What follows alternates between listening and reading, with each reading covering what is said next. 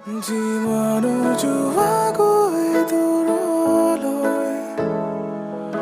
আছিলে মৰম সঁচাকৈ যিমানো ভাগিল সপোন মোৰ কথা কাহিনী তোমাৰ আৰু মোৰ বৰষুণ নামিলে বাঢ়ে মোৰ হেঁপাহ তোমালৈ সিদিন আছিলা লগতে আজি গ'লাগৈ জানিলে শুনিলে বহুতে আমাৰ কাহিনী ক'বলৈ বাকী মাথো এষাৰ কথা শুনাহি যিমানো যোৱাগৈ দূৰলৈ